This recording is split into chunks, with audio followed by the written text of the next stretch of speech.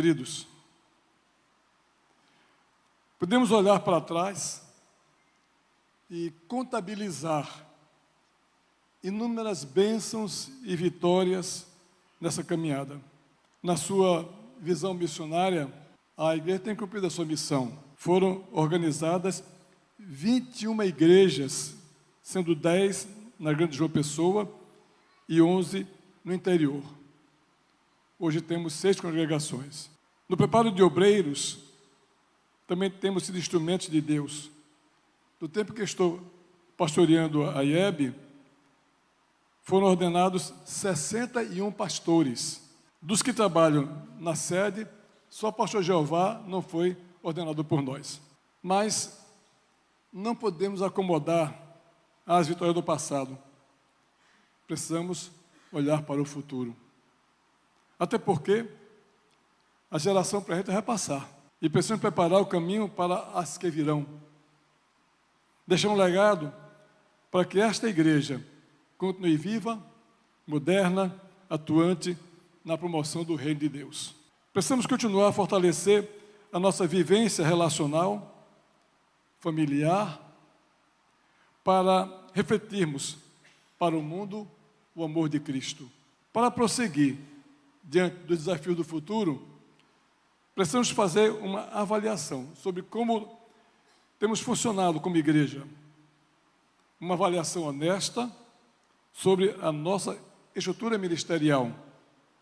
É necessário avaliarmos se o nosso ministério está visando o bem comum da igreja ou se ele está girando apenas em torno de si mesmo ou do seu líder, ou se está cumprindo o seu propósito e não concorrendo com outros ministérios.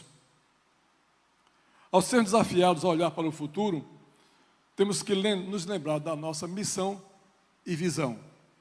Missão: glorificar a Deus, congregando, edificando e equipando os salvos à luz da palavra, para o exercício do amor fraterno, do serviço ao próximo, da santidade, do louvor e da evangelização. Visão: ser uma igreja saudável. Queria ler um texto de Efésios 4:13. Até que todos cheguemos à unidade da fé e do pleno conhecimento do Filho de Deus, ao estado de homem feito, à medida da estatura da plenitude de Cristo. A exortação de Paulo é que a igreja viva em unidade. É a unidade da fé, mas também a unidade do corpo de Cristo, para que ela possa crescer harmoniosamente, tendo como alvo a estatura da plenitude de Cristo. Em que etapa nós estamos? A missão e a visão da igreja só serão realidade com a participação de todos. Então vamos lembrar o que significa ser uma igreja saudável. É aquela que é saudável espiritualmente, através de uma vida de santidade e rejeição ao pecado, onde todos os seus membros buscam a maturidade pelo conhecimento e estudo da palavra, participando dos cultos, da escola bíblica, e onde a santidade é evidenciada pela prática dos princípios e valores da palavra de Deus e de uma vida de oração. A Bíblia diz lá em 1 Pedro 1, 14 a 16. Como filhos obedientes, não vivam conforme paixões que vocês tinham anteriormente, quando ainda estavam na ignorância. Pelo contrário, assim como é santo aquele que os chamou, sede santos vocês também, em tudo o que fizerem, porque está escrito: sejam santos, porque eu sou santo. Vocês viram lá, eu não citei, mas o tema dessa mensagem é sonhando a igreja para o próximo século. A Bíblia diz que os velhos terão sonhos, né? Então, é um direito que eu tenho de sonhar. Pode ser que eu não alcance a plenitude desse sonho, mas Quero deixar as bases para que ela possa se concretizar através dos irmãos. Segunda, é aquela que é saudável emocionalmente, através da cura interior e libertação de sentimentos que aprisionam a alma, que são as ciladas do diabo, e impedem a comunhão com Deus, como, por exemplo, guardar mágoas, ressentimentos, raivas, etc. Esses sentimentos que são lixo em nossa alma, não somente impedem nossa comunhão com Deus, como também nossa comunhão com o nosso próximo. Principalmente com os nossos irmãos na igreja. Hebreus capítulo 12, 14 e 15 diz: procurem viver em paz com todos e busquem a santificação, sem a qual ninguém verá o Senhor. Agora, preste atenção a esse texto. Cuidem, para que ninguém fique afastado da graça de Deus e que nenhuma raiz de amargura, brotando, cause perturbação e, por meio dela, muitos sejam contaminados. Essa aqui é uma realidade, infelizmente, em muitas vidas. Eu gosto de usar a ilustração do PA, Partido dos Amargurados. Tem esse. E tem prefeito. Rômulo, digamos, eu falo com o Rômulo uma coisa que ele não gostou, machuco o Rômulo, magoou o Rômulo. Mesmo não tivesse intenção, mas ele se magoado. Rômulo chega para Cleide, compartilha com ela, chega para Irã, compartilha com ele, chega para Heráclito, compartilha com ele, e vai compartilhando com, quer dizer, brotando, vos perturbe, e outros sejam contaminados. Então, daqui a pouco eu tenho um grupo de irmãos, olha bem assim, meio de revestrez. Por quê? Porque foram contaminados com a amargura de Rômulo, o ressentimento dele. Ele é o prefeito desse partido. É figura, viu, Rômulo? É figura. Não tem nada a ver, não, viu? Entende? Então, é o que diz Hebreus, que quando a pessoa fica magoada e contamina outros, se priva da graça de Deus. Perde a sua plena comunhão com Deus. Então, igreja saudável é aquela que é emocionalmente. Terceiro, igreja saudável é aquela que é saudável no amor uns pelos outros. Onde não haja irmãos magoando irmãos, sem pedir perdão, ou irmãos magoados sem perdoar. Onde todos possam trocar o cálice da ceia, olhando nos olhos um do outro e declarando sinceramente: te amo em Cristo Jesus. Uma igreja onde as pessoas que a observam possam dizer: esta é uma comunidade onde se vive o amor de Deus. Amém? 1 João, capítulo 2, verso 9 e 11, diz: quem diz estar na luz, mas odeia o seu irmão, está nas trevas até agora. Quem ama o seu irmão, permanece na luz, e nele não há nenhum tropeço. Mas quem odeia o seu irmão, está nas trevas, anda nas trevas, e não sabe para onde vai, porque as trevas lhe cegaram os olhos. 1 João 4, verso 19 a 20. Nós amamos porque Ele nos amou primeiro. Se alguém diz, amo a Deus, mas odiar seu irmão, esse é mentiroso. Pois quem não ama o seu irmão, a quem vê, não pode amar a Deus, a quem não vê. E o mandamento que dele temos é este: quem ama a Deus, ame também o seu irmão. E João 13, 34 e 35, Jesus diz: eu lhes dou um novo mandamento, que vocês amem uns aos outros, assim como eu vos amei, que vocês amem uns aos outros. Nisto todos conhecerão que vocês são meus discípulos, se tiverdes amor uns aos outros. É o sinal para o mundo de que nós somos cristãos. Vida saudável é aquela que é saudável no cultivo de relacionamentos íntegros. onde quem entra na igreja se sinta num ambiente familiar, por ser bem recebido, acolhido lá na porta para começar, e por encontrar pessoas que se interessam pela sua vida. Eu já compartilhei uma experiência que eu tive uma vez. Eu era seminarista, isso tem mais de 50 anos, né? Eu era seminarista, e uma tarefa da matéria que eu fazia, era ir visitar uma igreja e fazer um relatório sobre como aquela igreja funcionava, o culto dela e tal. Eu fui visitar a igreja, não vou dizer qual foi a igreja não. Fui visitar a igreja e cheguei, fiquei na porta da igreja, não quis entrar, fiquei assim meio acanhado, fiquei na porta da igreja olhando, e as pessoas foram passando por mim, nem me viam. Ninguém falou comigo. Passaram. O culto começou e terminou, e elas saíram. Ninguém me viu. Eu estava invisível ali na porta. Eu não fui acolhido. Ninguém se interessou de me convidar para entrar, tal. É uma coisa que, se eu fosse um visitante, não voltaria àquela igreja com certeza. Então, a nossa intenção com o acolhimento e com a integração é fazer com que as pessoas que aqui cheguem se sintam em casa, bem recebidas, bem acolhidas.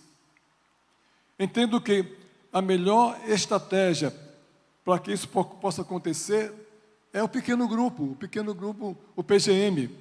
Por isso, sonho com uma igreja em que os pequenos grupos multiplicadores sejam uma realidade, que congregue crentes antigos para a comunhão e agregando sempre novos, facilitando assim a integração, o entrosamento e o estudo da palavra, o crescimento espiritual e o conhecimento das necessidades uns dos outros. Cremos que os PGMs são a melhor estratégia para tornar isso possível. Se você não faz parte de um, procure se integrar a um, ou formar um. Procure o pastor Rômulo, que é o mentor dos PGMs. Lembrando que a filosofia do PGM é multiplicador. Igreja saudável é aquela que é saudável na sensibilidade às necessidades do próximo. Sejam irmãos carentes ou necessitados, situação de emergência, seja membro da igreja ou não, exercendo uma ação social além dos nossos muros, desenvolvendo projetos sociais de alfabetização, inclusão digital, assistência à melhor idade e aqui outros grupos necessitados.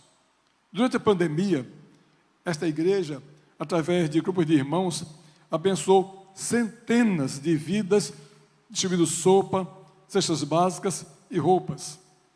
Hoje, o Ministério de Ação Social da Igreja, através do IEBAS ou do Projeto Gênesis, continuam com várias ações que beneficiam e assistem as pessoas mais carentes. Você sabia que nos últimos 2 anos, olha só, 560 jovens foram beneficiados no curso preparatório para o Enem, 20 jovens aprendendo programação de computadores no projeto Gênesis Tech, curso de iniciação à programação, 20 jovens certificados em curso para finalizante de assistente administrativo na parceria com o Senai, 150 sessões de fisioterapia ofertadas no projeto Rede de Cuidado. Isso começou de maneira intensa na pandemia, mas continuou depois aqui numa sala que nós temos com nossas irmãs fisioterapeutas que doam o seu tempo para abençoar essas vidas. 80 crianças e adolescentes participando da escola de futebol Gênesis, no nosso terreno lá, aos sábados. Alguns já se converteram, inclusive. 34 mil refeições compartilhadas no Fé e Ação desde a pandemia para cá. 1.057 pessoas visitadas pela capelania hospitalar. Os irmãos sabiam que nós temos uma equipe de capelania hospitalar que vai aos hospitais semanalmente, dando assistência. 10 meninas participando da escola de balé e ginástica rítmica. Durante os cultos infantis, a escola bíblica, estamos oferecendo suporte a crianças com autismo e outros transtornos de desenvolvimento. Essa é uma ação nova da igreja. Nós temos na igreja vários casais que têm filhos autistas. E então nós estamos focando agora assistência a essas crianças. Louvado seja Deus pela presença da igreja na ação social. Saudável é aquela que é saudável na sua missão evangelizadora. Seja no testemunho de Cristo, através da igreja, através dos irmãos, seja na ousadia de compartilhar o plano de salvação a outros, de modo que haja uma mentalidade missionária entranhada no DNA da igreja. Evangelizar não é tarefa exclusiva dos pastores no púlpito ou dos missionários que são enviados. É o cumprimento da ordem de Jesus em Mateus 28, 19. Indo, faço discípulos de todas as nações. Ele nos capacitou para essa missão em Atos 1:8. Mas vocês receberão poder ao descer sobre vocês o Espírito Santo e serão minhas testemunhas, tanto em Jerusalém, como em toda a Judéia e Samaria, até os confins da terra. Muitas vezes, amados, pessoas falam, eu não sei falar, eu tenho vergonha, eu não tenho condição, mas é exatamente para isso que nos foi dado o Espírito Santo. Em Atos 1:8 diz Jesus. Não foi para você falar língua, você fazer milagre, você ter dons espirituais que se sobressaiam, não. Todos nós temos dons espirituais para a edificação do corpo de Cristo. Mas evangelizar é fruto da capacitação no poder espiritual que nos é dado pelo Espírito Santo de Deus. Lembrando, amados, que João Pessoa é a nossa Jerusalém. Jerusalém, Judéia, Samaria, João Pessoa é a nossa Jerusalém. Comecemos por aqui, enquanto outros estão indo para outros campos mais distantes. Como eu disse, na quarta-feira, nós vamos abençoar, enviar o casal Expedito e Luana, que estão indo para a Espanha trabalhar com imigrantes. Nós hoje temos dificuldade de entrar nos países muçulmanos para evangelizá-los. Esses imigrantes, a maioria deles é muçulmanos que estão vindo ali para a Espanha. Então, não podemos ir lá, eles vêm até nós e lá nós podemos evangelizar sem repressão, sem nenhum impedimento. E oitavo, é aquela que é saudável na fidelidade financeira, onde todos os seus membros compreendem e aceitam o fato de que somos mordomos de tudo o que Deus nos confia na terra, que entendem que o dízimo é do Senhor e a nós compete simplesmente devolvê-lo com alegria. Uma igreja que tem o coração generoso para contribuir com ofertas para fins que Deus coloca em seu coração. Assim, apelamos para quem ainda não é dizimista ou que deixou de dar o seu dízimo por qualquer motivo, que participe com fidelidade do sustento da sua igreja. Nós temos muitas responsabilidades financeiras e não recebemos doações de estados nem emendas parlamentares. A nossa igreja é mantida pelos dízimos e ofertas dos irmãos, como diz lá em Malaquias. Tragam todos os dízimos à casa do tesouro, para que haja mantimento na minha casa. Ponham-me à prova nisto, diz o Senhor dos Exércitos. Se eu não lhes abrir as janelas do céu, não derramar sobre vocês bênçãos sem medida. Outra vez diz, para que haja maior abastança. Amados, o dízimo não é um imposto da igreja, é um ato de fidelidade e obediência ao Senhor e de gratidão pela sua generosidade para conosco. É interessante dizer que o dízimo é o método mais justo de contribuição, porque ele é igual para todos. Ninguém dá mais do que ninguém. Não importa se o dízimo é 1.000 ou o dízimo é 100. É igual porque é dízimo. Para Deus é igual. E às vezes a pessoa diz, não, é tão pequenininho que não vai nem fazer diferença. Mas um prédio é construído com tijolos. Um tijolo, outro tijolo, outro tijolo. Pequenos tijolos formam uma grande parede. Então, não se constranja de contribuir por achar que seu dízimo é pequeno e não vai influenciar. Vai sim. Além de abençoar a igreja e permitir que ela possa realizar o seu trabalho, abençoa a sua vida. Porque quando você é fiel ao Senhor, Deus abençoa você. Diz a Bíblia, quem é fiel no pouco, sobre o Senhor colocará sobre muito. Quem semeia pouco, agora pouco colhe. Quem semeia muito, colhe muito. Então, queridos, a nossa igreja não tem o hábito de fazer uma pregação muito incisiva sobre dízimo na hora do ofertório. Há igrejas que fazem isso, né? Nós não temos, mas nós queremos lembrar, irmãos, a importância para que a igreja possa se manter e continuar nesse novo século a propagar o Evangelho. Em Abacuque 3:2 lembra, aviva o Senhor tua obra no meio dos anos. Eu gosto do meio dos anos porque ela quer dizer o seguinte, não é no começo, nem é no fim. É quando? É agora. No meio dos anos, no decorrer dos anos. Enquanto estamos caminhando, Senhor, aviva a tua obra na tua igreja. Em outras palavras, o profeta está pedindo a Deus, Deus, dá-nos um novo tempo. Dá-nos uma nova chance. Desperta a tua igreja para que cumpra a sua missão. Mas desperta a todos, e não apenas a alguns. Desperta os pastores, desperta os diáconos, desperta os líderes, desperta os jovens, desperta os adolescentes, desperta as crianças, enfim, desperta a igreja. Eu gosto de lembrar uma frase de Billy Graham, que ele dizia, se você quer um avivamento na sua igreja, ore, mas faça assim, chegue em casa, faça circo no chão, se ajoelhe dentro dele e diga, Senhor, desperta, aviva a minha igreja, mas começa aqui, começa na minha vida. Eu oro para que Deus comece na minha vida e atinja a todos nós, por obra e graça do Espírito Santo, um avivamento que possa ser motivo de alegria, de regozijo, de bênção, nunca de divisão ou de confusão na igreja, mas de paz e harmonia. IEB, 101 anos, é o nosso desafio.